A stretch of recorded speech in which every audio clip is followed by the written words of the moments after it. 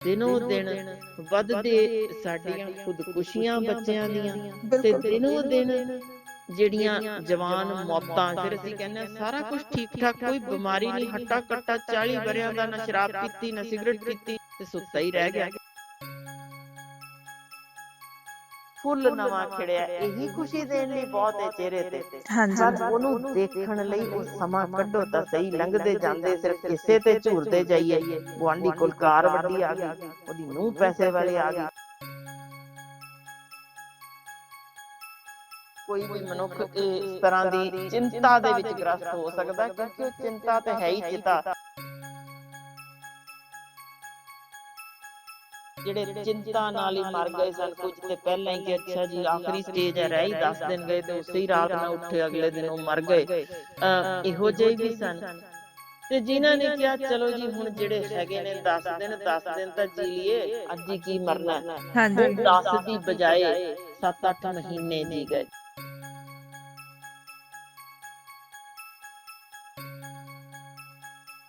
So doctor ਸਾਹਿਬ, ਮੈਂ ਜ਼ਰੂਰ ਚਾਹਾਂਗੀ ਕਿ 1 ਮਿੰਟ ਦੇ ਵਿੱਚ ਤੁਸੀਂ ਜ਼ਰੂਰ ਸੁਨੇਹਾ ਦਿਓ, ਕਿਉਂਕਿ ਅਸੀਂ ਬਹੁਤ ਇਗਨੋਰ ਕਰਦੇ ਹਾਂ ਇਸ ਚੀਜ਼ ਨੂੰ। ਜੇ ਕੋਈ ਗੱਲ ਕਰਨਾ ਚਾਹੁੰਦਾ, ਤੁਹਾਡਾ ਆਪਣਾ ਬੱਚਾ, ਤੁਹਾਡਾ ਮਤਲਬ ਦੋਸਤ ਮਿੱਤਰ, ਉਹਦੀ ਗੱਲ ਮੈਨੂੰ ਲੱਗਦਾ ਜ਼ਰੂਰ ਸੁਣਨੀ ਚਾਹੀਦੀ ਹੈ।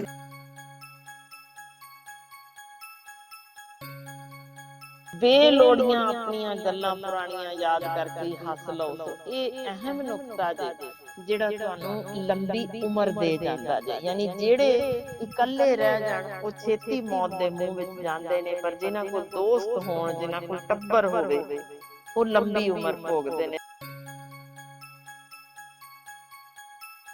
ਤੇ ਡਾਕਟਰ ਸਾਹਿਬ, ਕਿਵੇਂ ਪਛਾਣ ਕਿਵੇਂ ਹੁੰਦੀ ਹੈ ਇਸ ਬਿਮਾਰੀ ਦੀ? ਕਿਉਂਕਿ ਆਮ ਤੌਰ ਤੇ ਤਾਂ ਸਮਝਦੇ ਨਹੀਂ ਆਪਾਂ ਲੋਕ। ਮੈਨੂੰ ਲੱਗਦਾ ਪੰਜਾਬ ਜਾਂ ਭਾਰਤ ਦੀ ਗੱਲ ਕਰ ਲਈਏ, ਲੋਕਾਂ ਨੂੰ ਦਹਾਕਿਆਂ ਤੱਕ ਤਾਂ ਪਤਾ ਹੀ ਨਹੀਂ ਸੀ ਕਿ ਮਾਨਸਿਕ ਰੋਗ ਵੀ ਕੋਈ ਹੁੰਦਾ ਹੈ।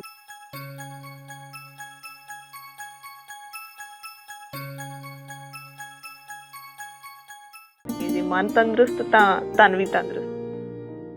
ਅਸੀਂ ਗੰਦਗੀ ਖਾਣ ਤੋਂ ਹਟ ਜਾਈਏ, ਬਿਮਾਰੀਆਂ ਹੀ ਨਹੀਂ ਹੋਣਗੀਆਂ।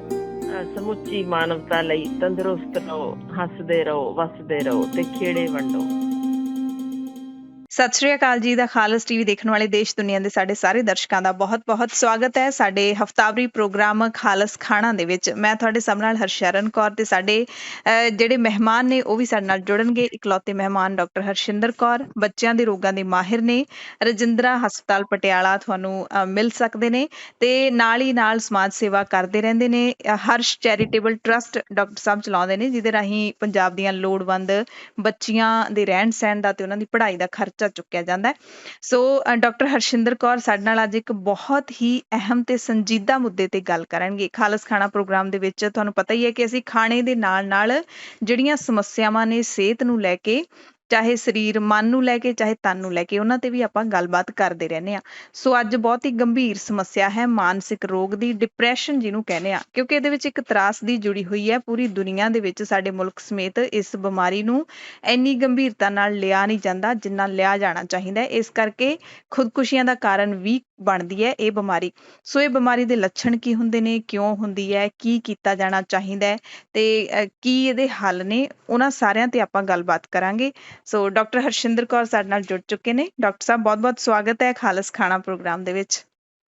ਬਹੁਤ-ਬਹੁਤ ਧੰਨਵਾਦ। ਤੇ ਪਹਿਲਾਂ ਤਾਂ ਦੇਖੋ ਜੀ, ਆਪਾਂ ਅੱਜ ਦਾ ਪ੍ਰੋਗਰਾਮ ਜਿਹੜਾ ਲੋਕਾਂ ਦੀ ਡਿਮਾਂਡ ਉੱਤੇ ਕੀਤਾ ਜੇ, ਕਿਉਂਕਿ ਸਾਰੇ ਕਹੀ ਜਾ ਰਹੇ ਨੇ ਸਾਨੂੰ ਡਿਪਰੈਸ਼ਨ ਜਕੜ ਰਹੀ ਜੇ, ਅਸੀਂ ਬਹੁਤ ਤਣਾਅ ਹੇਠਾਂ, ਸਾਨੂੰ ਸਾਰਾ ਦਿਨ ਸਟ੍ਰੈਸ ਰਹਿੰਦਾ ਜੇ।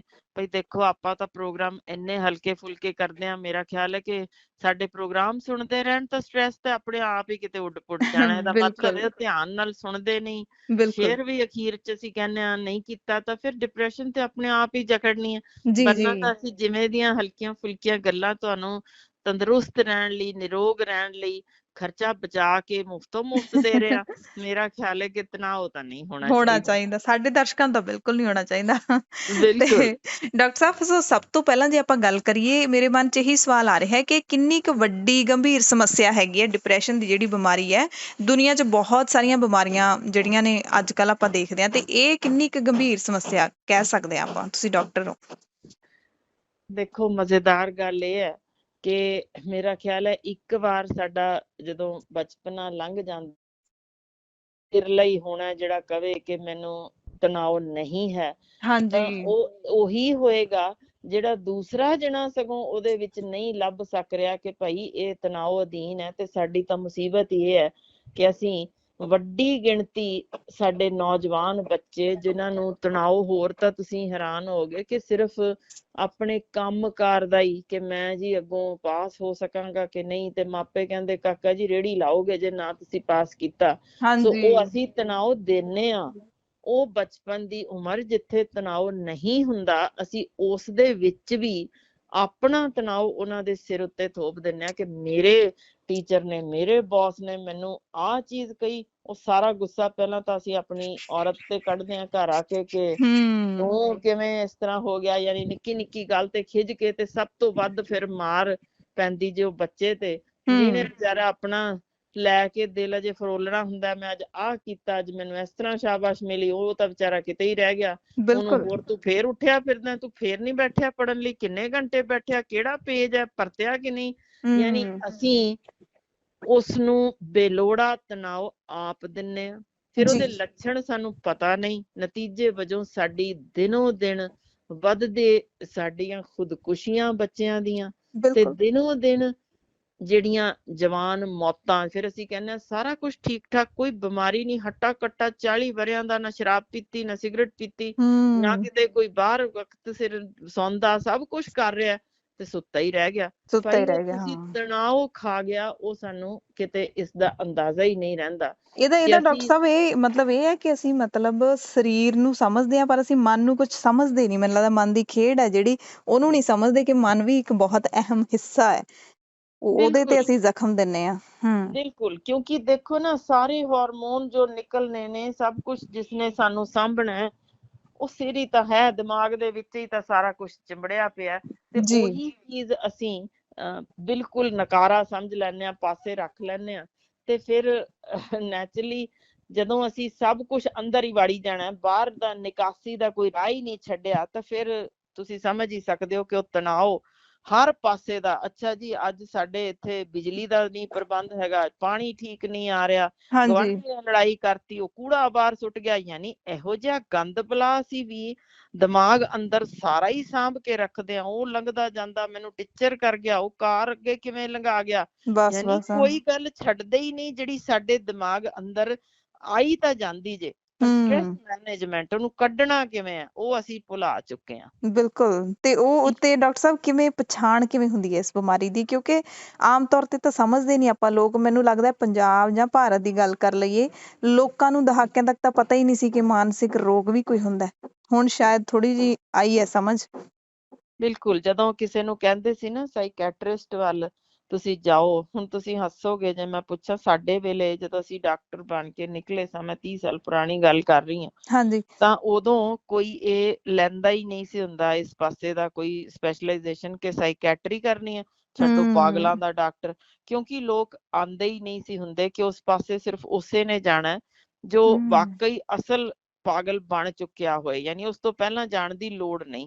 ਵਿਕਸਿਤ ਬਿਲਕੁਲ ਮੁਲਕਾਂ ਵਿੱਚ ਸਭ ਤੋਂ ਵੱਧ ਲੋਕ ਸਾਈਕੈਟਰਿਸਟ ਬਣਦੇ ਨੇ ਤੇ ਸਭ ਤੋਂ ਅਮੀਰ ਵੀ ਉਹੀ ਨੇ, ਕਿਉਂਕਿ ਹੂੰ ਉੱਥੇ ਹਰ ਬੰਦਾ ਹੀ ਉਹਨੂੰ ਲੱਗਦਾ ਵੀ ਮਾੜਾ ਜਿਹਾ ਵੀ ਸਟ੍ਰੈਸ ਹੋਇਆ, ਮੈਂ ਪਹਿਲਾਂ ਜਾ ਕੇ ਆਪਣਾ ਤਣਾਅ ਠੀਕ ਕਰਕੇ ਆਵਾਂ, ਫਿਰ ਹੋਏਗਾ। ਸੋ ਬਿਲਕੁਲ ਯਾਨੀ ਸਾਨੂੰ ਸਮਝਣ ਦੀ ਲੋੜ ਹੈ ਕਿ ਹਰ ਤਣਾਅ ਡਾਕਟਰ ਕੋਲ ਜਾਣ ਦੀ ਲੋੜ ਨਹੀਂ, ਜੀ। ਸਿਰਫ ਉਹਨੂੰ ਅਸੀਂ ਮੈਨੇਜ ਕਰ ਸਕੀਏ ਤਾਂ ਆਪਾਂ ਉੱਥੋਂ ਠੀਕ ਹੋ ਸਕਦੇ ਹਾਂ। ਤੁਸੀਂ ਦੇਖੋ ਮੇਰਾ ਖਿਆਲ ਕੈਨੇਡਾ ਹੈ ਵਰਗੇ ਮੁਲਕ ਦੇ ਵਿੱਚ ਸਰਕਾਰਾਂ ਆਪਣੇ ਜਿਹੜੇ ਚੋਣ ਮੁੱਦਿਆਂ ਦੇ ਵਿੱਚ ਮਾਨਸਿਕ ਰੋਗਾਂ ਦਾ ਮੁੱਦਾ ਰੱਖਦੀਆਂ ਨੇ। ਇਹ ਕਿੱਡੀ ਵੱਡੀ ਗੱਲ ਹੈਗੀ ਬਿਲਕੁਲ ਹੈ। ਬਿਲਕੁਲ, ਤੇ ਅਸੀਂ ਤਾਂ ਇਸ ਗੱਲ ਨੂੰ ਯਾਨੀ ਸਿਰਫ ਹੱਸ ਕੇ ਟਾਲ ਦਿੰਨੇ ਆ। ਜੇ ਬੱਚਾ ਕਹਿੰਦਾ ਵੀ ਹੈ ਨਾ ਆਮ ਫੀਲਿੰਗ ਡਿਪਰੈਸਡ, ਕੋਈ ਗੱਲ ਵੀ ਇੰਝ ਦੀ ਕਹਿ ਦੇਵੇ, ਵੀ ਹਾਂਜੀ ਮੈਨੂੰ ਤਾਂ ਇਸ ਵੇਲੇ ਜਾਂਦੀ ਕਲਾ ਜੀ ਮਹਿਸੂਸ ਹੋ ਰਹੀ ਹੈ, ਉਹ ਚੱਲ ਓਏ ਉੱਠ ਜਾ, ਭਾਂਡੇ ਲੈ ਕੇ ਆ, ਚੱਲ ਕਰ ਕੰਮ ਕਰ, ਚੱਲ ਲਿਆ ਫਟਾਫਟ। ਯਾਨੀ ਉਹਨੂੰ ਹੂੰ ਅਸੀਂ ਇੱਕ ਗੱਲ ਹੀ ਨਹੀਂ ਕਰਨੀ ਵੀ ਕੀ ਹੋਇਆ। ਹਾਂ ਅਣਦੇਖਾ ਕਰਦੇ, ਚੀਜ਼ ਹੀ ਨਹੀਂ ਹੈ, ਹੱਦ ਹੀ ਹੋ ਗਈ। ਯਾਨੀ ਅਸੀਂ ਉਹਨੂੰ ਬਿਮਾਰੀ ਗਿਣਨੀ ਛੱਡ ਦਿੱਤੀ ਆ ਵੀ ਨਹੀਂ ਜੀ ਇਹਦਾ ਜਵਾਬ ਇਹੀ ਹੈ ਵੀ ਝਿੜਕ ਲਓ ਤਾਂ ਅੱਗੋਂ ਫਿਰ ਅਗਲਾ ਕੰਮ ਤੁਰ ਪਓ। ਯਾਨੀ ਉਹਨੂੰ ਦਬਾਈ ਰੱਖਦੇ ਆ ਤਾਂ ਕਿ ਉਹ ਖੁਦਕੁਸ਼ੀ ਤੱਕ ਚਲਾ ਜਾਏ। ਬਿਲਕੁਲ ਇਹੀ ਕਾਰਨ ਇੱਕ ਸ਼ਾਇਦ ਮੇਜਰ ਜੇ ਨਹੀਂ ਲੋਕਾਂ ਨੂੰ ਸਮਝ ਆ ਰਹੀ ਕਿ ਬੱਚੇ ਜਦੋਂ ਨਸ਼ੇ ਵੱਲ ਜਾਂਦੇ ਨੇ, ਜੀ ਕ੍ਰਾਈਮ ਵੱਲ ਜਾਂਦੇ ਨੇ, ਉਹ ਅੱਤ ਹੋ ਚੁੱਕੀ ਹੁੰਦੀ ਹੈ ਦਿਮਾਗ ਦੇ ਅੰਦਰ ਸੁਣ ਕੇ ਵੀ ਬਸ ਹੁਣ ਹੋਰ ਨਹੀਂ, ਤੇ ਜਾਂ ਤਾਂ ਮੈਂ ਮਰ ਜਾਵਾਂ ਜਾਂ ਫਿਰ ਮੈਂ ਨਸ਼ਾ ਕਰਾਂ, ਥੋੜੀ ਦੇਰੇ ਮੇਰੇ ਪਾਸਾ ਇੱਥੋਂ ਤਣਾਅ ਥੋੜਾ ਘਟੂਗਾ। ਠੰਡ ਪੈ ਜਾਵੇ, ਨਹੀਂ ਫਿਰ ਮੈਂ ਉਹ ਸਿਰਾ ਹੀ ਲਾ ਦਿੰਦਾ ਵੀ ਹੁਣ ਮੈਂ ਐਕਸਟ੍ਰੀਮ ਤੇ ਚਲਾ ਗਿਆ, ਲਓ ਜੀ ਹੁਣ ਮੈਂ ਜੁਰਮ ਵੱਲ ਹੀ ਜਾਣਾ। ਫਿਰ ਬਿਲਕੁਲ ਬੜੀ ਮਾੜੀ ਗੱਲ ਹੈ। ਹੁਣ ਦੇਖੋ ਲੱਛਣ ਇੰਨੇ ਫਾਈਨ ਜੇ ਨੇ ਕਿ ਤੁਸੀਂ ਹੈਰਾਨ ਹੋਗੇ ਜਦੋਂ ਮੈਂ ਦੱਸਾਂਗੀ। ਹਾਂਜੀ। ਹਲਕੀ ਸਿਰ ਪੀੜ ਰਹਿਣੀ, ਅੱਛਾ। ਵਾਲ ਝੜਨ ਲੱਗ ਜਾਣੇ, ਤੁਹਾਡੇ ਚਿਹਰੇ ਦੀ ਹੌਲੀ ਹੌਲੀ ਰੌਣਕ ਚਲੀ ਜਾਣੀ, ਚਮੜੀ ਦੀ ਲਚਕ ਘਟ ਜਾਣੀ, ਥਕਾਵਟ ਸ਼ਾਮ ਵੇਲੇ ਆ ਕੇ ਕੰਮ ਤੋਂ ਆ ਕੇ ਥੱਕਿਆ ਜਿਹਾ ਮਹਿਸੂਸ ਕਰਨਾ, ਬਸ ਬਈ ਹੁਣ ਹਿੰਮਤ ਨਹੀਂ, ਪੈ ਜਾਈਏ ਮੰਜਾ ਦਿਓ। ਫਿਰ ਤੁਹਾਨੂੰ ਸਿੰਪਲ ਜੀ ਗੱਲ ਕਿ ਗੋਡਿਆਂ 'ਚ ਹਲਕੀ ਹਲਕੀ ਦਰਦ, ਪਿੱਠ ਦਰਦ ਰਹਿੰਦੀ ਹੈ, ਬਦਨ ਦਰਦ ਹੋਣੀ ਸ਼ੁਰੂ ਹੋ ਗਈ ਹੈ। ਯਾਨੀ ਇਹੋ ਜਿਹੀਆਂ ਸਿੰਪਲ ਜਿਹੀਆਂ ਚੀਜ਼ਾਂ ਹੀ ਜਿਹੜੀਆਂ ਸਾਨੂੰ ਸ਼ਾਇਦ ਪਤਾ ਹੀ ਨਹੀਂ ਲੱਗਦਾ ਵੀ ਕੀ, ਹਲਕੀ ਜੀ ਖਿਝ ਆ ਜਾਣੀ ਨਿੱਕੀ ਨਿੱਕੀ ਗੱਲ ਤੇ, ਉਹ ਪਰਾਂ ਵੀ ਕਰਨਾ, ਕਿਉਂ ਤੰਗ ਕਰ ਰਹੇ, ਯਾਨੀ ਕਹਿਣਾ ਸਾਨੂੰ ਨਹੀਂ ਪਤਾ ਇਹ ਅੰਦਰਲੀ ਖਿਝ ਜੇ ਜਿਹੜੀ ਇਹ ਨਿਕਲ ਰਹੀ ਹੈ ਉਹਨੂੰ ਅਸੀਂ ਯਾਨੀ ਬੇਗੌਰਾ ਕਰਦੇ ਹਾਂ। ਸੋ ਇਹੋ ਜਿਹੀਆਂ ਨਿੱਕੇ ਨਿੱਕੇ ਕਈ ਲੱਛਣ ਨੇ ਜਿਹੜੇ ਸਾਨੂੰ ਪਤਾ ਹੀ ਨਹੀਂ ਕਿ ਅਸੀਂ ਤਣਾਅ ਅਧੀਨ ਆ ਚੁੱਕੇ ਹਾਂ। ਸਾਨੂੰ ਨੀਂਦਰ, ਰਾਤ ਨੂੰ ਇੱਕਦਮ ਜਾਗ ਜਾਣਾ, ਨੀਂਦਰ ਨਾ ਆਣੀ, ਲੇਟ ਨੀਂਦਰ ਆਣੀ, ਸਵੇਰੇ ਥੱਕੇ ਉੱਠਣਾ, ਇਹ ਚੀਜ਼ਾਂ, ਸਿਰ ਭਾਰਾ ਹੋਣਾ, ਫਿਰ ਸਾਨੂੰ ਵੀ ਆ ਜੀ ਦਿਨੇ ਥਕਾਵਟ ਸੀ, ਕੌਫੀ ਪੀ ਲਈ, ਚਾਹ ਪੀ ਲਈ, ਯਾਨੀ ਉਹ ਚੀਜ਼ਾਂ ਸਾਨੂੰ ਨਹੀਂ ਪਤਾ ਕਿ ਤਣਾਅ ਸੀ, ਉਹਦਾ ਕੰਮ ਸੀ ਕਿ ਅਸੀਂ ਉਸ ਵੇਲੇ ਚਾਹ ਨਹੀਂ, ਬਾਹਰ ਖੂਬਸੂਰਤ ਜਿਹਾ ਵਧੀਆ ਜਿਹਾ ਕੋਈ ਮਿਊਜ਼ਿਕ ਸੁਣਦੇ ਹਾਂ, ਅਸੀਂ 20 ਮਿੰਟ ਟਹਿਲ ਕੇ ਆ ਗਏ ਤਾਂ ਉਹ ਤਣਾਅ ਠੀਕ ਹੈ, ਤੁਹਾਨੂੰ ਚਾਹ ਕੌਫੀ ਤੋਂ ਬਗੈਰ ਵੀ ਠੀਕ ਸੀ, ਪਰ ਉਹ ਤਣਾਅ ਅੰਦਰ ਹੀ ਰੱਖ ਕੇ ਉਹਦੇ ਉੱਤੇ ਹੋਰ ਚਾਹ ਹੋਰ ਕੌਫੀ, ਉਹ ਫਿਰ ਸ਼ਾਮ ਨੂੰ ਅਸੀਂ ਬਹੁਤ ਥੱਕ ਗਏ ਭਾਈ, ਰਿਲੈਕਸ ਕਰਨਾ, ਅਸੀਂ ਸ਼ਰਾਬ ਪੀਣੀ ਹੈ, ਉਹ ਸਾਰਾ ਤਣਾਅ ਨਿਕਲਿਆ ਨਹੀਂ, ਉਹ ਜਮਾ ਹੋਇਆ ਅੰਦਰ ਹੀ ਦਬ ਲਿਆ ਜੀ। ਸੋ ਇਹੀ ਨੇ ਨਿੱਕੇ ਨਿੱਕੇ ਕਾਰਨ। ਫਿਰ ਚਾਬੀ ਰੱਖੀ ਸੀ ਖਰੇ ਕਿੱਥੇ ਗਈ, ਭੁੱਲ ਗਈ, ਉਹ ਨਾਂ ਨਹੀਂ ਚੇਤੇ ਆ ਰਿਹਾ ਕੀ ਸੀ, ਯਾਨੀ ਇਹ ਤੁਹਾਡੇ ਸਿੰਪਟਮ ਨੇ, ਲੱਛਣ ਨੇ ਕਿ ਤੁਸੀਂ ਇਹ ਸਾਰੀਆਂ ਚੀਜ਼ਾਂ, ਤੁਹਾਨੂੰ ਤਣਾਅ ਖਾਣ ਲੱਗ ਗਿਆ ਜੇ। ਜੀ ਜੀ, ਮਤਲਬ ਭੁੱਲਣ ਦੀ ਬਿਮਾਰੀ ਵੀ ਜੇ ਹੋ ਰਹੀ ਹੈ ਤਾਂ ਤਣਾਅ ਹੈ। ਬਿਲਕੁਲ, ਤੁਹਾਡਾ ਭਾਰ ਵਧਣ ਲੱਗ ਗਿਆ, ਫਿਰ ਉਹੀ ਤਣਾਅ, ਵੀ ਖਾਂਦੇ ਪੀਂਦੇ ਤਾਂ ਹੈ ਹੀ ਨਹੀਂ ਕੁਛ, ਪਰ ਫਿਰ ਵੀ ਉਹ ਚੀਜ਼ ਹੋ ਰਹੀ ਹੈ। ਇਹ ਤਣਾਅ ਦੇ ਲੱਛਣ ਨੇ ਜਿਹਨੇ ਤੁਹਾਨੂੰ ਹੌਲੀ ਹੌਲੀ ਅੱਗੋਂ ਫੜਨਾ ਜੇ, ਜਕੜਨਾ ਜੇ, ਜੋੜਾਂ ਦੀ ਦਰਦ, ਅਲਰਜੀਜ਼, ਫਿਰ ਉਸ ਤੋਂ ਬਾਅਦ ਕੰਨਾਂ 'ਚ ਘੰਟੀਆਂ ਵੱਜਣੀਆਂ ਸ਼ੁਰੂ ਹੋ ਜਾਣੀਆਂ, ਫਿਰ ਤੁਸੀਂ ਅੱਗੋਂ ਚੱਲ ਵੀ ਮੇਰੇ ਹੁਣ ਡਾਇਬਟੀਜ਼ ਵੀ ਹੋ ਗਈ, ਹਾਈਪਰਟੈਂਸ਼ਨ ਵੀ ਹੋ ਗਈ, ਮੇਰੇ ਹੁਣ ਐਥਰੋਸਕਲਰੋਸਿਸ ਹੋ ਗਈ, ਸੈੱਲ ਡੈਥ ਛੇਤੀ ਸ਼ੁਰੂ ਹੋ ਗਈ, ਕੈਂਸਰ ਹੋ ਗਿਆ, ਯਾਨੀ ਉਹ ਚੱਲ ਜੇ ਸਾਰਾ ਕੰਮ ਸਿਰਫ ਇਹ ਕਿ ਅਸੀਂ ਤਣਾਅ ਦੇ ਪਹਿਲੇ ਸ਼ੁਰੂਆਤੀ ਲੱਛਣ ਪਛਾਣੇ ਨਹੀਂ ਤੇ ਫਿਰ ਅਸੀਂ ਇਸ ਹਾਲ ਤੇ ਪਹੁੰਚ ਚੁੱਕੇ ਆ। ਜੀ ਜੀ ਡਾਕਟਰ ਸਾਹਿਬ, ਸੋ ਇਹ ਸਾਰੇ ਲੱਛਣ ਨੇ, ਸੋ ਕਿਵੇਂ ਫਿਰ ਮਤਲਬ ਇਹਨਾਂ ਨੂੰ ਓਵਰਕਮ ਕਿਵੇਂ ਕੀਤਾ ਜਾਵੇ? ਜਿਵੇਂ ਤੁਸੀਂ ਵਿੱਚ ਦੱਸਿਆ ਹੀ ਹੈ ਕਿ ਹਾਂ ਤੁਸੀਂ ਟਹਿਲ ਕੇ ਥੋੜਾ ਆਓਗੇ ਤਾਂ ਤੁਸੀਂ ਵੈਸੇ ਹੀ ਠੀਕ ਹੋ ਜਾਣਾ, ਤੁਸੀਂ ਆਪਣਾ ਚਾਹਾਂ ਪੀਂਦੇ ਹੋ, ਕੌਫੀਆਂ ਪੀਂਦੇ ਹੋ, ਤੇ ਫਿਰ ਇਹਨਾਂ ਤੋਂ ਬਚਿਆ ਕਿਵੇਂ ਜਾਵੇ ਕਿ ਐਕਸਟ੍ਰੀਮ ਲੈਵਲ ਤੱਕ ਬੰਦਾ ਪਹੁੰਚੇ ਨਾ, ਉਹਨੂੰ ਹੋਰ ਬਿਮਾਰੀਆਂ ਨਾਲ ਜਕੜਨ, ਉਹ ਮੌਤ ਦੇ ਮੂੰਹ ਵੱਲ ਨਾ ਜਾਵੇ। ਜੀ ਦੇਖੋ, ਸਭ ਤੋਂ ਪਹਿਲੀ ਅਹਿਮ ਗੱਲ, ਕਿਉਂਕਿ ਅੱਜ ਕੱਲ ਬਹੁਤ ਸਾਰੇ ਹੀ ਲਗਭਗ ਕੰਮ ਦੇ ਵਿੱਚ ਜੁਟੇ ਨੇ, ਭਾਵੇਂ ਘਰ ਸਾਡੀ ਮਾਂ ਬੈਠੀ ਹੈ ਜਾਂ ਕੋਈ ਘਰੇਲੂ ਔਰਤ ਵੀ ਹੈ ਤੇ ਉਹਨੇ ਡੀਲ ਕਰਨਾ ਘਰ ਦੇ ਵਿੱਚ ਹੀ, ਜੋ ਕੰਮ ਲਈ ਮਾਈ ਆਈ ਜਾਂ ਕੋਈ ਘਰ ਦੇ ਵਿੱਚ ਕੋਈ ਮਿਸਤਰੀ ਲੱਗਿਆ ਜਾਂ ਹਰ ਇੱਕ ਜਣੇ ਨਾਲ, ਯਾਨੀ ਕੰਮ ਦੇ ਮਾਹੌਲ ਦੇ ਵਿੱਚ ਕਿਸ ਤਰੀਕੇ ਦੇ, ਕਿਸ ਤਰ੍ਹਾਂ ਵਿਚਰਨਾ, ਵਿਹਾਰ ਕਿਸ ਤਰੀਕੇ ਦਾ ਰੱਖਣਾ, ਕਿਵੇਂ ਦਾ ਮਾਹੌਲ ਸਿਰਜਣਾ, ਉਹ ਬਹੁਤ ਅਹਿਮ ਜੇ, ਜਿਹਨੂੰ ਅਸੀਂ ਪਹਿਲਾਂ ਤਾਂ ਸਮਝਦੇ ਹੀ ਨਹੀਂ ਕਿ ਇਹ ਵੀ ਸਾਨੂੰ ਤਣਾਅ ਦੇ ਸਕਦਾ। ਯਾਨੀ ਆਫਿਸ ਦੇ ਕੰਮਕਾਰ ਹੀ ਨਹੀਂ ਜਾਂ ਤੁਸੀਂ ਬਿਜ਼ਨਸ ਦੇ ਵਿੱਚੋਂ ਉਹੀ ਕੰਮਕਾਰ ਹੀ ਨਹੀਂ, ਬਲਕਿ ਇਹ ਘਰ ਵਿੱਚ ਬੈਠੇ ਵੀ ਜਿਹੜੇ ਕੰਮਕਾਰ ਹੋਰ ਚਲਦਿਆਂ ਵਿੱਚ ਤਣਾਅ ਸਾਨੂੰ ਜਕੜ ਸਕਦਾ। ਸੋ ਅਹਿਮ ਗੱਲ ਏ ਜਿਨ੍ਹਾਂ ਨਾਲ ਕੰਮ ਅਸੀਂ ਕਰ ਰਹੇ ਹਾਂ ਕਿ ਉਹਨਾਂ ਨਾਲ ਸਾਡੀ ਸਾਂਝ, ਸਾਡਾ ਰਿਲੇਸ਼ਨਸ਼ਿਪ ਉਸੇ ਤਰ੍ਹਾਂ ਦਾ ਹੈ, ਵਧੀਆ ਜਾਂ ਨਹੀਂ ਹੈ, ਅਸੀਂ ਉਹ ਸਟ੍ਰੈਸ ਡੀਲ ਕਰ ਸਕਣ ਜੋਗੇ ਹਾਂ ਜਾਂ ਨਹੀਂ। ਪਹਿਲੀ ਅਹਿਮ ਗੱਲ ਇਹ ਜੇ। ਫਿਰ ਦੂਸਰੀ ਹੁੰਦੀ ਜੇ ਆਪਣੇ ਆਪ ਨੂੰ ਯਾਨੀ ਇਹੋ ਜਿਹਾ ਬਣਾ ਲੈਣਾ ਕਿ ਤੁਹਾਡੇ ਨਾਲ ਦੇ ਕੰਮਕਾਰ ਵਾਲੇ ਤੁਹਾਨੂੰ ਖੁਸ਼ੀ ਨਾਲ ਜਿਵੇਂ ਸਪੋਰਟ ਕਰਦੇ ਹੋਣ। ਮਿਸਾਲ ਵਜੋਂ ਜਾਣਾ, ਤੁਸੀਂ ਦਫ਼ਤਰ ਗਏ ਹੋ ਜਾਂ ਕੰਮਕਾਰ 'ਚ ਗਏ ਹੋ, ਉਹ ਬਈ ਕੀ ਹਾਲ ਚਾਲ, ਠੀਕ ਠਾਕ, ਤੇਰੇ ਘਰ ਸਭ ਠੀਕ ਹੈ, ਉਹ ਤੇਰੀ ਬੇਟੀ ਕੱਲ ਢਿੱਲੀ ਸੀ, ਹੁਣ ਠੀਕ ਹੈ ਨਾ, ਚੱਲ ਹੂੰ ਸ਼ਾਬਾਸ਼ ਹੋ ਜੂ ਠੀਕ, ਪਰਵਾਹ ਨਾ ਕਰ, ਆਜਾ ਆਜਾ ਚੱਲ ਕਰੀਏ। ਯਾਨੀ ਇੱਕ ਤਾਂ ਆ ਢੰਗ ਹੈ। ਹੁਣ ਦੂਸਰਾ ਹਾਂਜੀ ਢੰਗ ਦੇਖੋ, ਹੂੰ ਤੁਸੀਂ ਦਫ਼ਤਰ ਵੜੇ ਹੋ, ਮੱਥੇ ਤੇ ਤੁਹਾਡੇ ਸ਼ਿਕਾ ਨੇ, ਵੱਟ ਪਏ ਹੋਏ ਨੇ, ਜੀ ਜੀ ਤੇ ਫਿਰ ਉਹ ਕੀ ਹੈ, ਇਹ ਸਫਾਈ ਚੱਜਦੀ ਨਹੀਂ, ਕਿਸ ਤਰ੍ਹਾਂ ਦਾ ਮਾਹੌਲ ਰੱਖਿਆ ਇੱਥੇ, ਤਾਂ ਆਂਦਾ ਹੀ ਸੱਚੀ ਸੱਤਿਆਨਾਸ਼ ਸਾਰਾ ਕੀਤਾ ਪਿਆ, ਰੱਤਾ ਦਿਲ ਨਹੀਂ ਕਰਦਾ, ਕੀ ਹਾਲ ਹੈ, ਉਹ ਤੂੰ ਕਦੇ ਕੰਮ ਤੇ ਵੀ ਆ ਜਾਇਆ ਕਰਨਾ, ਤੂੰ ਚੱਜ ਨਾ ਬੈਠੇ ਨਾ ਕੁਛ ਕਰੇ। ਯਾਨੀ ਇਹ ਦੂਸਰਾ ਢੰਗ ਜੇ ਗੱਲ ਕਰਨ ਦਾ। ਜੀ ਮੈਨੂੰ ਆਪ ਹੀ ਸੋਚ ਕੇ ਦੇਖਿਓ ਕਿ ਇਹਨਾਂ ਦੋਨਾਂ ਵਿੱਚੋਂ ਕਿਸ ਤਰੀਕੇ ਦੇ ਢੰਗ ਨਾਲ ਅਸੀਂ ਮਾਹੌਲ ਠੀਕ ਰੱਖ ਸਕਦੇ ਹਾਂ, ਜਾਂ ਕਿਸ ਢੰਗ ਨੇ ਸਾਰੇ ਚੁਫੇਰੇ ਇੱਕ ਤਣਾਅ ਪੈਦਾ ਕਰਨਾ। ਸੋ ਜੀ ਇਹ ਜੇ ਜਿਹਨੂੰ ਤੁਸੀਂ ਆਪ ਠੀਕ ਕਰ ਸਕਦੇ ਹੋ, ਕਿਸੇ ਹੋਰ ਨੇ ਨਹੀਂ, ਕਿਉਂਕਿ ਜਦੋਂ ਇਤਰ ਛਿੜਕਦੇ ਹੋ ਤੁਹਾਡੇ ਹਾਂਜੀ ਤੇ ਪੈ ਹੀ ਜਾਂਦਾ।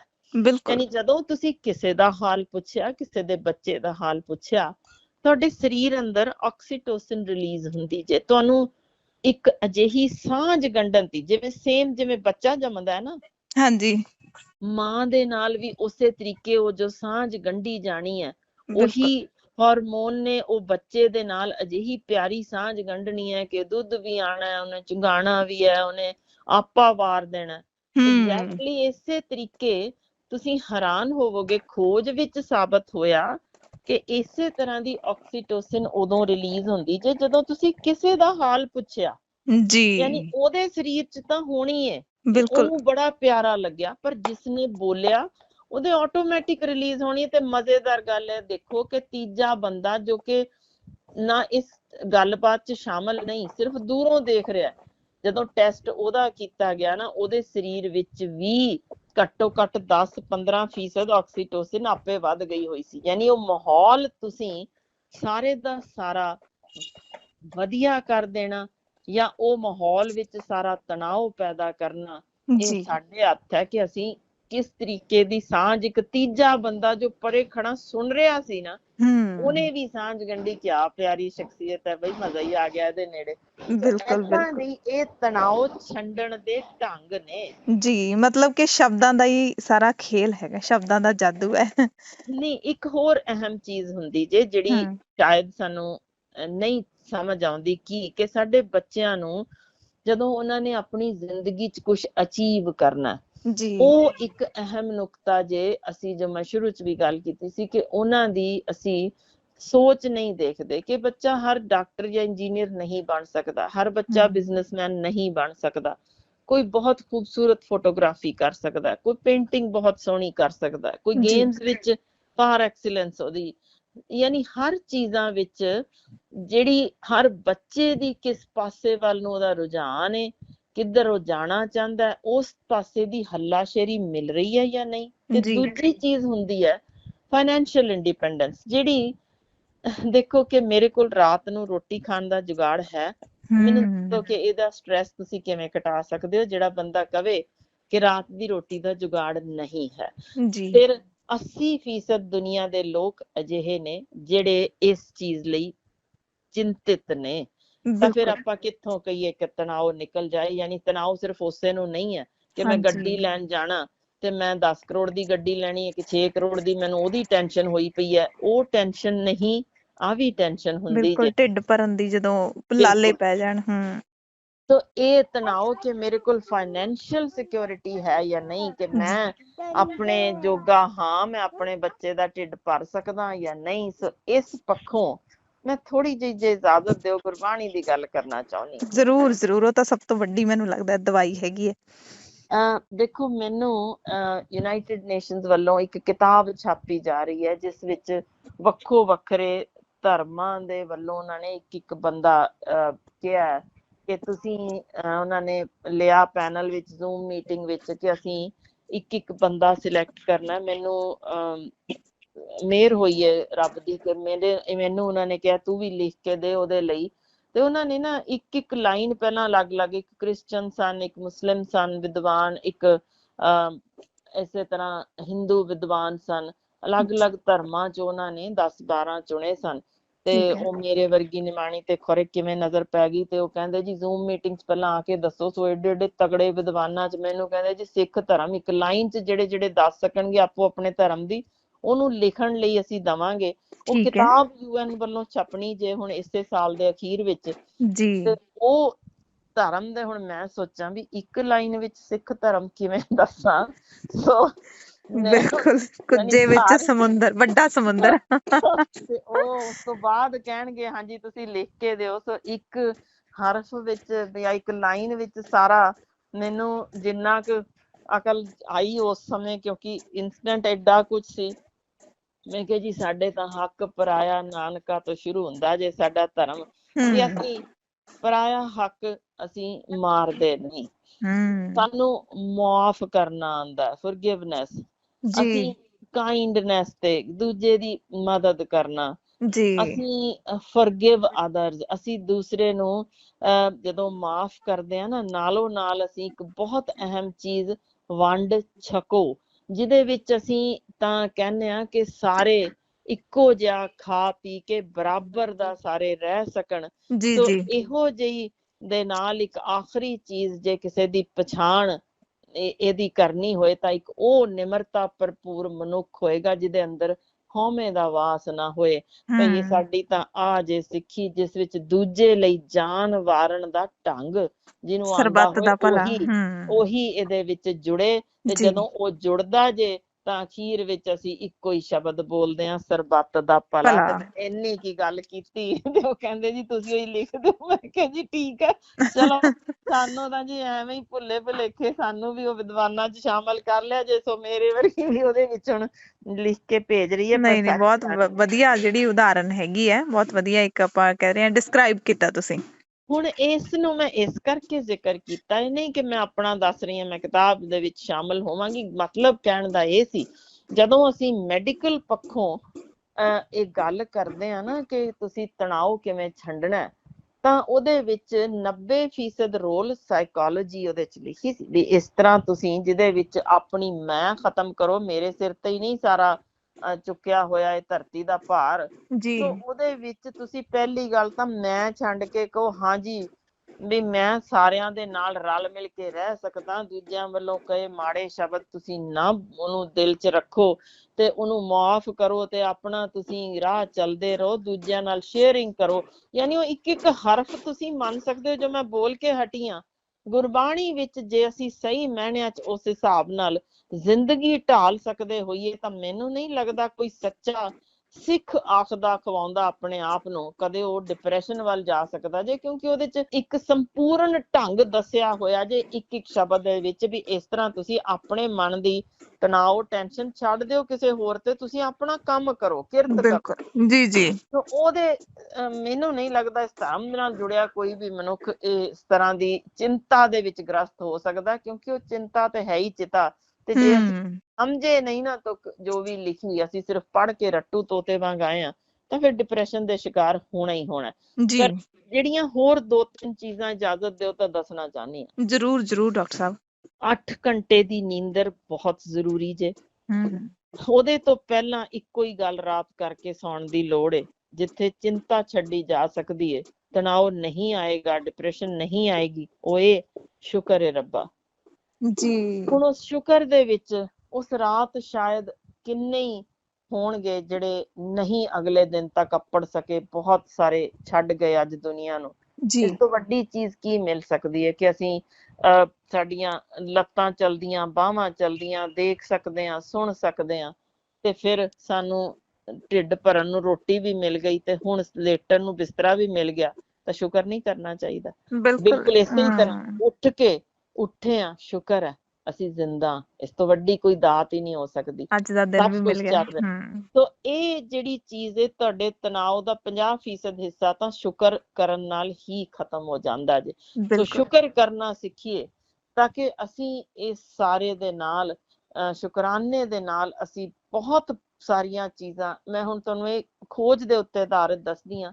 ਐਡਵਾਂਸਡ ਕੈਂਸਰ ਜਿਨ੍ਹਾਂ ਨੂੰ ਸੀ, ਇਹੋ ਜਿਹੇ 700 ਦੇ ਕਰੀਬ ਕੇਸ ਲਏ ਗਏ ਸਨ, ਜਿਨ੍ਹਾਂ ਦੇ ਉੱਤੇ ਸਭ ਤੇ ਟਰਾਈ ਕੀਤਾ ਗਿਆ। ਜਿਹੜੇ ਚਿੰਤਾ ਨਾਲ ਹੀ ਮਰ ਗਏ ਸਨ, ਕੁਝ ਤੇ ਪਹਿਲਾਂ ਹੀ ਕਿ ਅੱਛਾ ਜੀ ਆਖਰੀ ਸਟੇਜ ਹੈ, ਰਹਿ ਹੀ 10 ਦਿਨ ਗਏ ਤੇ ਉਸੇ ਹੀ ਰਾਤ ਨਾ ਉੱਠੇ, ਅਗਲੇ ਦਿਨ ਉਹ ਮਰ ਗਏ। ਇਹੋ ਜਿਹੇ ਵੀ ਸਨ। ਤੇ ਜਿਨ੍ਹਾਂ ਨੇ ਕਿਹਾ ਚਲੋ ਜੀ ਹੁਣ ਜਿਹੜੇ ਹੈਗੇ ਨੇ 10 ਦਿਨ ਤਾਂ ਜੀ ਲਈਏ, ਅੱਜ ਹੀ ਕੀ ਮਰਨਾ। ਹਾਂਜੀ। 10 ਦੀ ਬਜਾਏ 7-8 ਮਹੀਨੇ ਜੀ ਗਏ। ਤੇ ਉਹ ਜਦੋਂ ਟੈਸਟ ਕੀਤੇ ਗਏ ਸਭ ਦੇ, ਸਿਰਫ ਉਹ ਬੰਦੇ ਲੰਬੀ ਉਮਰ ਭੋਗ ਸਕੇ ਜਿਹੜੇ ਰੋਜ਼ 8 ਘੰਟੇ ਚਿੰਤਾ ਰਹਿਤ ਨੀਂਦਰ ਲੈ ਸਕੇ ਸਨ। ਜੀ ਜੀ। ਸੋ ਸਾਡੀ ਬਾਡੀ ਰਿਪੇਅਰ ਕਰਨ ਵਿੱਚ ਕੁਦਰਤ ਨੇ ਬਾਕਮਾਲ ਕਾਰੀਗਰ ਅੰਦਰ ਦਿੱਤੇ ਹੋਏ ਨੇ ਕਿ ਉਹ 8 ਘੰਟੇ ਦੇ ਵਿੱਚ ਜਿੰਨੀ ਸਾਰੇ ਦਿਨ ਦੀ ਟੁੱਟ ਫੁੱਟ ਗੰਦਗੀ ਜੋ ਕੁਛ ਭਰਿਆ, ਦਿਮਾਗ ਸਮੇਤ ਗੁਰਦੇ, ਜਿਗਰ, ਦਿਲ, ਅੰਤੜੀਆਂ, ਹਰ ਚੀਜ਼ ਦੀ ਰਿਪੇਅਰ ਉਹ ਆਟੋਮੈਟਿਕ ਕਰਦੇ ਨੇ ਕਿ ਠੀਕ ਹੋ ਜਾਓ ਤਾਂ ਕਿ ਸਵੇਰੇ ਫਰੈਸ਼ ਹੋ ਕੇ ਤੁਸੀਂ ਉੱਠੋ। ਸੋ ਉਹ ਅਸੀਂ ਕੁਦਰਤੀ ਡਾਕਟਰ ਜੋ ਅੰਦਰ ਦਿੱਤਾ ਜੇ, ਉਹਦੇ ਲਈ 8 ਘੰਟੇ ਦੀ ਨੀਂਦਰ ਜ਼ਰੂਰੀ ਜੇ। ਇਸੇ ਜੀ। ਤਰ੍ਹਾਂ ਹਰ ਰੋਜ਼ 40 ਮਿੰਟ ਦੇਖੋ ਸਾਡੇ ਤਾਂ 100 ਵਰਿਆਂ ਦੇ ਸਾਡੇ ਵੀ ਇੱਥੇ ਦੌੜ ਲੈਂਦੀਆਂ ਨੇ ਬੀਬੀਆਂ ਵੀ, ਤਾਂ ਮੈਨੂੰ ਨਹੀਂ ਲੱਗਦਾ ਵੀ ਇਸ ਤੇ ਕੋਈ ਬਹਾਨਾ ਮਾਰਨ ਦੀ ਲੋੜ ਹੈ। ਸੋ 40 ਮਿੰਟ ਹਰ ਬਿਲਕੁਲ। ਰੋਜ਼ ਦੌੜਨਾ, ਬਿਲਕੁਲ ਤੁਰ ਫਿਰ ਕੇ, ਆਪਾਂ ਸੱਸ ਨੂੰ ਨਹੀਂ ਪੁਣਨਾ, ਨੂੰਹ ਨੂੰ ਨਹੀਂ ਪੁਣਨਾ, ਮੈਂ ਇਹਨੂੰ ਬਿਲਕੁਲ ਸੈਰ ਨਹੀਂ ਗਿਣ ਰਹੀ। ਹਾਂਜੀ। Fast walking, running, jogging, cycling, swimming, ਤੁਸੀਂ ਜੋ ਵੀ ਮਰਜ਼ੀ ਕਰੋ, ਪੌੜੀਆਂ ਚੜ ਉਤਰ ਜਾਓ, ਰੱਸੀ ਟੱਪੋ, ਪਰ 100 ਵਰੇ ਤੋਂ ਪਹਿਲਾਂ ਇਹ ਨਾ ਕਹਿਣਾ ਕਿ ਅਸੀਂ ਤੁਰ ਨਹੀਂ ਸਕਦੇ। ਸੋ ਇਹ ਤਾਂ ਕਸਰਤ ਕਰਨੀ ਪੈਣੀ ਹੈ। ਬਿਲਕੁਲ ਬਿਲਕੁਲ। ਸੋ ਇਹ ਤਣਾਅ ਛੰਡਣ ਦੇ ਨਾਲ ਇੱਕ ਆਖਰੀ ਦੇਖੋ ਜੀ, ਆਪਾਂ ਹਮੇਸ਼ਾ ਹੀ ਦੱਸਦੇ ਹਾਂ ਖੁਰਾਕ ਬਹੁਤ ਅਹਿਮ ਜੇ, ਜਿਹੜੀ ਸੰਤੁਲਿਤ ਹੋਣੀ ਚਾਹੀਦੀ ਹੈ। ਜੀ। ਸੋ ਮੇਰਾ ਖਿਆਲ, ਇਜਾਜ਼ਤ ਦਿਓ ਤਾਂ ਆਖਰੀ ਆਪਾਂ ਨੁਕਤਾ, ਕਿਉਂਕਿ ਡਾਕਟਰੀ ਇਲਾਜ ਤਾਂ ਸਾਰੇ ਹੀ ਦੌੜ ਜਾਂਦੇ ਨੇ, ਪਹੁੰਚ ਜਾਂਦੇ ਨੇ, ਪਰ ਅਸੀਂ ਤਾਂ ਡਾਕਟਰੀ ਇਲਾਜ ਤੋਂ ਬਗੈਰ ਦੀਆਂ ਗੱਲਾਂ ਦੱਸ ਰਹੇ ਹਾਂ, ਜਿਸ ਨਾਲ ਆਪਾਂ ਠੀਕ ਬਿਨਾਂ ਇੱਕ ਵੀ ਪੈਸਾ ਧੇਲਾ ਲਾਇਆ ਜੀ। ਜੇ ਕੇਅਰ ਕਰ ਦਿੱਤੀ ਜਾਏ ਤਾਂ ਜ਼ਰੂਰ ਅਸਰ ਕਰੇਗੀ। ਬਿਲਕੁਲ, ਯਾਨੀ ਕਿ ਮਤਲਬ ਦਵਾਈਆਂ ਸਰੀਰ ਚ ਪਾਉਣ ਦੀ ਲੋੜ ਨਹੀਂ ਹੈ। ਜੇ ਤੁਸੀਂ ਇਹ ਸਭ ਕਰੋਗੇ ਤਾਂ ਆਪਣੇ ਆਪ ਠੀਕ ਹੋ ਜਾਣਾ, ਕਿਉਂਕਿ ਮਾਨਸਿਕ ਰੋਗ ਹੈ। ਬਿਲਕੁਲ। ਤੇ ਖੁਰਾਕ ਦਾ ਅਹਿਮ ਰੋਲ ਜੇ, ਦੇਖੋ ਜੀ ਘਿਓ ਤੇਲ ਛੱਡਣਾ ਪੈਣਾ ਜੇ, ਤੇ ਮਿੱਠਾ ਜਿਹਦੇ ਵਿੱਚ ਅਸੀਂ ਹੁਣ ਦੇਖੋ 5 ਦਿਨ ਦੀ ਗੱਲ ਕਰਦੀ ਹਾਂ, 2 ਦਿਨ ਜਲੇਬੀਆਂ ਵੀ ਖਾ ਲਓ, ਗੁਲਾਬ ਜਾਮੁਨ ਵੀ ਖਾ ਲਓ, ਆਈਸਕ੍ਰੀਮ ਵੀ ਖਾ ਲਓ, ਜੀ ਜੀ। ਪਰ 5 ਦਿਨ ਹਫ਼ਤੇ 'ਚ ਤੁਸੀਂ ਨਾ ਗੁੜ, ਨਾ ਸ਼ੱਕਰ, ਨਾ ਸ਼ਹਿਦ, ਨਾ ਖੰਡ, ਮਿੱਠਾ ਨਹੀਂ ਲੈਣਾ।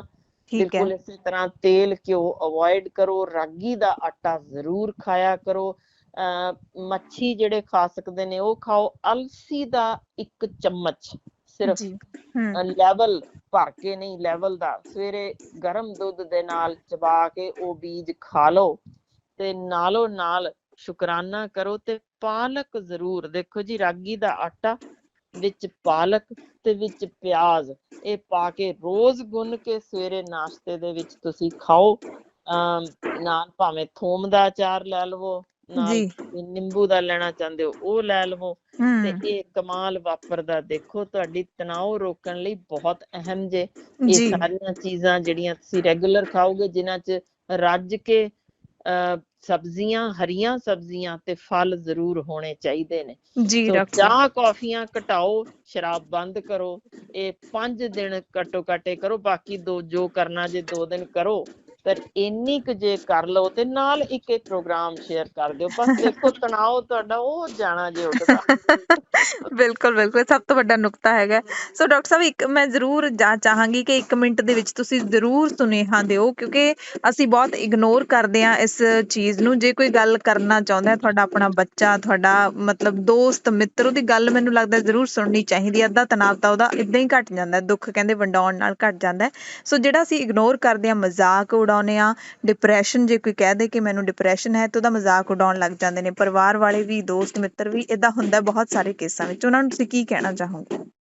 ਜੀ ਬਿਲਕੁਲ, ਦੇਖੋ ਜਿਹੜਾ ਤਣਾਅ ਛੰਡਣ ਦੇ ਢੰਗ ਦੇ ਵਿੱਚ ਸਭ ਤੋਂ ਅਹਿਮ ਹੁੰਦਾ ਜੇ ਤੁਹਾਡੀ ਫੈਮਿਲੀ ਤੇ ਫਰੈਂਡਸ, 2 ਚੀਜ਼ਾਂ ਜੋ ਆਖਰੀ ਨੁਕਤਾ ਮੈਂ ਦੱਸਣਾ ਸੀ, ਜੀ। ਉਹ ਇਹੋ ਜੇ ਕਿ ਆਪਣੀ ਟੱਬਰ ਦੇ ਵਿੱਚੋਂ ਖੁਸ਼ੀ ਭਾਲੋ। ਦੇਖੋ ਨਾ, ਇੱਕ ਬੱਚਾ ਤੁਹਾਨੂੰ 2 ਨਿੱਛਾਂ ਮਾਰਦੇ ਦੇਖ ਕੇ ਖਿੜਖਿੜਾ ਕੇ ਲੋਟ-ਪੋਟ ਹੋ ਕੇ ਕੁਰਸੀ ਤੋਂ ਥੱਲੇ ਤੱਕ ਡਿੱਗ ਜਾਂਦਾ ਜੇ, ਉਹਨੂੰ ਕੋਈ ਕਾਰਨ ਨਹੀਂ ਚਾਹੀਦਾ ਹੁੰਦਾ। ਹਾਂਜੀ। ਤੇ ਤੁਸੀਂ ਆਪ ਦੇਖਿਓ, ਅਸੀਂ ਜਦੋਂ ਹੱਸਣ ਲੱਗੀਏ ਵੈਸੇ ਹੀ ਤਾਂ ਲੋਕ ਕਹਿੰਦੇ ਨੇ ਪਾਗਲ ਹੋ ਗਿਆ, ਯਾਨੀ ਕਿ ਹੱਸਣਾ ਭੁੱਲ ਗਏ ਆ। ਸੋ ਇੱਕ ਤਾਂ ਖਿੜਖਿੜਾ ਕੇ ਹੱਸਣਾ ਸ਼ੁਰੂ ਕਰੀਏ, ਉਹ ਤਣਾਅ ਜੀ। ਕੱਢ ਦਿੰਦਾ ਜੇ, ਤੇ ਉਹ ਬਿਲਕੁਲ। ਸਿਰਫ ਆਪਣੇ ਦੋਸਤਾਂ ਨਾਲ ਜਾਂ ਆਪਣੇ ਟੱਬਰ ਨਾਲ ਹੋ ਸਕਦਾ ਜੇ।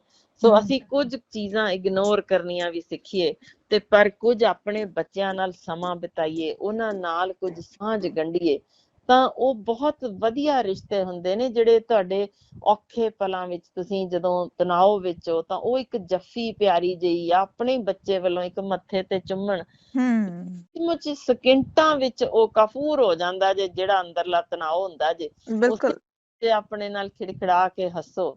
ਤੇ ਜੇ ਬੱਚੇ ਵੱਡੇ ਨੇ ਜਾਂ ਪਰਾਂ ਹੋ ਚੁੱਕੇ ਨੇ ਤਾਂ ਦੋਸਤ ਨਾ ਭੁਲਾਇਓ, ਦੋਸਤਾਂ ਕੋਲ ਜਾਓ, ਜ਼ਰੂਰ ਉਹਨਾਂ ਨਾਲ ਬੇਲੋੜੀਆਂ ਆਪਣੀਆਂ ਗੱਲਾਂ ਪੁਰਾਣੀਆਂ ਯਾਦ ਕਰਕੇ ਹੀ ਹੱਸ ਲਓ। ਸੋ ਇਹ ਅਹਿਮ ਨੁਕਤਾ ਜੇ ਜਿਹੜਾ ਤੁਹਾਨੂੰ ਲੰਬੀ ਉਮਰ ਦੇ ਜਾਂਦਾ ਜੇ। ਯਾਨੀ ਜਿਹੜੇ ਇਕੱਲੇ ਰਹਿ ਜਾਣ ਉਹ ਛੇਤੀ ਮੌਤ ਦੇ ਮੂੰਹ ਵਿੱਚ ਜਾਂਦੇ ਨੇ, ਪਰ ਜਿਨ੍ਹਾਂ ਕੋਲ ਦੋਸਤ ਹੋਣ, ਜਿਨ੍ਹਾਂ ਕੋਲ ਟੱਬਰ ਹੋਵੇ, ਉਹ ਲੰਬੀ ਉਮਰ ਭੋਗਦੇ ਨੇ। ਸੋ ਇਹ ਜ਼ਰੂਰ ਚੇਤੇ ਰੱਖਣ ਦੀ ਗੱਲ ਏ। ਖੋਜ ਦੇ ਉੱਤੇ ਆਧਾਰਿਤ 22 ਸਾਲਾਂ ਦੀ ਖੋਜ ਬਾਅਦ ਲੱਖਾਂ ਲੋਕਾਂ ਤੇ ਕਰਕੇ ਦੇਖੀ ਜਾ ਚੁੱਕੀ ਹੈ, ਅਜ਼ਮਾਈ ਜਾ ਚੁੱਕੀ ਹੈ ਜੀ। ਹੱਸਣਾ ਤੇ ਆਪਣੇ ਦੋਸਤਾਂ ਨਾਲ ਨਿੱਘੇ ਰਿਸ਼ਤੇ ਰੱਖਣੇ, ਟੱਬਰ ਦੇ ਵਿੱਚ ਇੱਕ ਸਾਂਝ ਗੰਢ ਕੇ ਰੱਖਣੀ, ਇਹ ਵਾਕਈ ਬੇਮਿਸਾਲ ਢੰਗ ਜੇ। ਇਹੀ ਸਾਨੂੰ ਦੇਖੋ ਫਰਕ ਕਰਦਾ ਜੇ। ਜਾਨਵਰਾਂ ਦੇ ਵਿੱਚ ਵੀ ਤੁਸੀਂ ਦੇਖੋਗੇ ਉਹ ਸਾਰੇ ਟੱਬਰ ਦੀ ਇੱਕ ਸਾਂਝ ਬਣਾ ਕੇ ਰੱਖਦੇ ਨੇ ਸਾਡੇ ਨੇ, ਤੇ ਉਡਾਰੀ ਮਾਰ ਜਾਂਦੇ ਨੇ ਫਿਰ ਦੁਬਾਰਾ ਉਸੇ ਤਰ੍ਹਾਂ ਹੀ ਇਕੱਠੇ ਹੁੰਦੇ ਨੇ। ਆਪਣੇ ਉਹ ਚਿੜੀ ਤੇ ਚਿੜਾਈ ਕਿਉਂ ਨਾ ਹੋਣ, ਬਿਲਕੁਲ ਉਂਝ ਹੀ ਸਾਡੇ ਨੇ ਕਿ ਅਸੀਂ ਜੇ ਇਸ ਵੇਲੇ ਨਹੀਂ ਬਜ਼ੁਰਗ ਨੇ, ਇਕੱਲੇ ਰਹਿ ਗਏ ਨੇ, ਤਾਂ ਜਿਵੇਂ ਵਿਕਸਿਤ ਮੁਲਕਾਂ 'ਚ ਨੇ ਤਾਂ ਇਸ ਵੇਲੇ ਬਜ਼ੁਰਗ ਘਰ ਇਹੋ ਜਿਹੇ ਕਮਿਊਨਿਟੀ ਹੋਮਸ ਬਣ ਚੁੱਕੇ ਜਿੱਥੇ ਇਕੱਲੇ ਬਜ਼ੁਰਗ ਜਾਂਦੇ ਨੇ, ਸੈਰ ਕਰਦੇ ਨੇ, ਖੇਡਦੇ ਨੇ, ਡਾਂਸ ਕਰਦੇ ਨੇ, ਹੱਸਦੇ ਨੇ, ਖਿੜਖਿੜਾਉਂਦੇ ਨੇ, ਫਿਰ ਆ ਜਾਂਦੇ ਨੇ ਵਾਪਸ, ਫਿਰ ਉੱਥੇ ਅਗਲੇ ਦਿਨ ਜਾਂਦੇ ਨੇ। ਸੋ ਜ਼ਿੰਦਗੀ ਜਿੰਨੀ ਵੀ ਹੈ ਉਹਨੂੰ ਜੀ ਲਈਏ, ਚੁਫੇਰੇ ਝਾਕੀਏ, ਕਿੰਨੀ ਖੂਬਸੂਰਤ ਹੈ, ਕਿਆ ਸੋਹਣੇ ਅੱਜ ਪੱਤੇ ਨਿਕਲੇ, ਅੱਜ ਫੁੱਲ ਨਵਾਂ ਖਿੜਿਆ, ਇਹੀ ਖੁਸ਼ੀ ਦੇਣ ਲਈ ਬਹੁਤ ਹੈ ਚਿਹਰੇ ਤੇ। ਪਰ ਉਹਨੂੰ ਦੇਖਣ ਲਈ ਉਹ ਸਮਾਂ ਕੱਢੋ ਤਾਂ ਸਹੀ। ਲੰਘਦੇ ਜਾਂਦੇ ਸਿਰਫ ਇਸੇ ਤੇ ਝੂਰਦੇ ਜਾਈਏ, ਗੁਆਂਢੀ ਕੋਲ ਕਾਰ ਵੱਡੀ ਆ ਗਈ, ਉਹਦੀ ਨੂੰਹ ਪੈਸੇ ਵਾਲੀ ਆ ਗਈ, ਉਹ ਆਈ ਜਾਵੇ, ਅਸੀਂ ਕੀ ਲੈਣਾ, ਆਪਣੀ ਜ਼ਿੰਦਗੀ ਤਾਂ ਜੀ ਲਈਏ। ਹਾਂਜੀ ਬਿਲਕੁਲ ਬਿਲਕੁਲ, ਉਹਦੀ ਕਿਸਮਤ ਉਹਦੇ ਨਾਲ, ਤੁਹਾਡੀ ਡੈਸਟਨੀ ਤੁਹਾਡੇ ਨਾਲ। ਬਿਲਕੁਲ, ਪਰ ਉਹਨਾਂ ਦੇ ਘਰਾਂ 'ਚ ਕਿੰਨੀਆਂ ਹੋਰ ਕਿਸਮ ਦੀਆਂ ਚਿੰਤਾਵਾਂ ਨੇ, ਉਸ ਤੋਂ ਸਾਨੂੰ ਭਾਵੇਂ ਨਾ ਅਸੀਂ ਉਸ ਤੋਂ ਜਾਣਦੇ ਹੋਈਏ, ਪਰ ਐਵੇਂ ਹੀ ਸਾੜਾ ਪਾਲੀ ਜਾਣ ਦੀ ਤੇ ਐਵੇਂ ਹੀ ਚਿੰਤਾ ਅੰਦਰ ਇਕੱਠੀ ਕਰਨ ਦੀ ਕੋਈ ਲੋੜ ਨਹੀਂ। ਆਪਾਂ ਤਾਂ ਸਿਰਫ ਰਾਤ ਸੌਣ ਤੋਂ ਪਹਿਲਾਂ ਇੰਨਾ ਹੀ ਖਿਆਲ ਕਰ ਲਈਏ ਕਿਸੇ ਦੇ ਚਿਹਰੇ ਤੇ ਮੁਸਕਾਨ ਲਿਆਉਣ ਦਾ ਅਸੀਂ ਕਾਰਨ ਬਣੇ ਕਿ ਅੱਜ ਸਾਰੇ ਦਿਨ 'ਚ ਅਸੀਂ 10 ਮਿੰਟ ਹੱਸ ਸਕੇ। ਨਹੀਂ ਤਾਂ ਭਾਈ ਫਿਰ ਉਹ ਕੰਮ ਪੂਰਾ ਕਰੋ, ਛੱਡ ਦਿਓ ਆਸ-ਪਾਸ ਕੀ ਵਾਪਰਦਾ ਜੇ। ਬਿਲਕੁਲ ਬਿਲਕੁਲ, ਸਭ ਤੋਂ ਵੱਡੀ ਗੱਲ ਇਹ ਸਮਝਣ ਦੀ ਹੈ ਇਸ ਜ਼ਿੰਦਗੀ ਦੇ ਵਿੱਚ ਕਿ ਜ਼ਿੰਦਗੀ ਦੀ ਡੋਰ ਮਾਲਕ ਦੇ ਹੱਥ ਹੈ। ਅਸੀਂ ਐਵੇਂ ਆਹ ਵੀ ਇਕੱਠਾ ਕਰ ਲਈਏ, ਆਹ ਕਰਨਾ, ਮੈਂ ਉਹਦੇ ਬਰਾਬਰ ਜਾਣਾ, ਇਹੋ ਜਿਹੀਆਂ ਉਲਝਣਾਂ ਦੇ ਵਿੱਚ, ਲਾਲਚਾਂ ਦੇ ਵਿੱਚ ਉਲਝਦੇ ਹੋਏ ਆਪਦੀ ਜ਼ਿੰਦਗੀ ਇੰਨੀ ਖੂਬਸੂਰਤ ਹੈ ਜਿਹੜੀ ਤੁਸੀਂ ਵੀ ਕਿਹਾ ਕਿ ਉਹਨੂੰ ਜਿਉਣਾ ਹੀ ਭੁੱਲ ਜਾਂਦੇ ਆ। ਸੋ ਇੱਕ ਨਿੱਕਾ ਜਿਹਾ ਨੁਕਤਾ ਸਮਝਣ ਦੀ ਲੋੜ ਹੈ, ਸਾਰੀਆਂ ਬਿਮਾਰੀਆਂ ਆਪਣੇ ਆਪ ਦੂਰ ਹੋ ਜਾਣਗੀਆਂ। ਬਿਲਕੁਲ, ਪਰ ਸ਼ੇਅਰ ਕਰਨ ਤੇ। ਜੀ ਜੀ ਬਿਲਕੁਲ ਬਿਲਕੁਲ, ਮੈਂ ਵੀ ਸ਼ੇਅਰ ਕਰੂੰਗੀ। ਠੀਕ ਹੈ ਡਾਕਟਰ ਸਾਹਿਬ, ਸੋ ਬਹੁਤ ਬਹੁਤ ਧੰਨਵਾਦ। ਤੁਹਾਡੀਆਂ ਗੱਲਾਂ ਸੁਣ ਕੇ ਮੇਰਾ ਵੀ ਬਹੁਤ ਜਿਹੜੀਆਂ ਮਾੜੀਆਂ ਮੋਟੀਆਂ ਤਣਾਅ ਹੁੰਦਾ ਉਹ ਵੀ ਘੱਟ ਜਾਂਦਾ, ਕੰਮਾਂ ਦਾ ਹੀ ਹੁੰਦਾ ਮੇਰੇ ਤੇ ਵੀ, ਆਹ ਕਰਨਾ ਹੈ, ਆਹ ਕਰਨਾ। ਬਿਲਕੁਲ, ਪਰ ਤੁਹਾਡਾ ਧੰਨਵਾਦ। ਤੁਹਾਡਾ ਇੰਨਾ ਵਧੀਆ ਖਿੜਖਿੜਾ ਕੇ ਹੱਸਣਾ ਜ਼ਰੂਰ ਇਸ ਪ੍ਰੋਗਰਾਮ ਤੋਂ ਬਾਅਦ 2% ਦਾ ਤਾਂ ਤਣਾਅ ਉੱਥੇ ਹੀ ਖਤਮ ਕਰ ਦੇਗਾ। ਸੋ ਹਮੇਸ਼ਾ ਵਾਂਗ ਇਹੋ ਦੁਆ ਅਸੀਂ ਰੱਖਦੇ ਹਾਂ, ਖੁਸ਼ ਰਹੋ, ਤੰਦਰੁਸਤ ਰਹੋ, ਆਬਾਦ ਰਹੋ, ਬਿਲਕੁਲ ਖੇੜਾ ਰਵੇ ਜੀ, ਖੁਸ਼ੀਆਂ ਵੰਡਦੇ ਰਹੋ। ਸੋ ਡਾਕਟਰ ਸਾਹਿਬ ਬਹੁਤ ਬਹੁਤ ਧੰਨਵਾਦ ਤੁਹਾਡਾ, ਤੇ ਸਾਰੇ ਦਰਸ਼ਕਾਂ ਦਾ ਵੀ ਬਹੁਤ ਬਹੁਤ ਧੰਨਵਾਦ। ਅਗਲੇ ਹਫ਼ਤੇ ਫੇਰ ਮਿਲਾਂਗੇ ਇਸੇ ਸਮੇਂ ਤੇ ਖਾਲਸ ਖਾਣਾ ਦੇ ਵਿੱਚ। ਸਤਿ ਸ਼੍ਰੀ ਅਕਾਲ।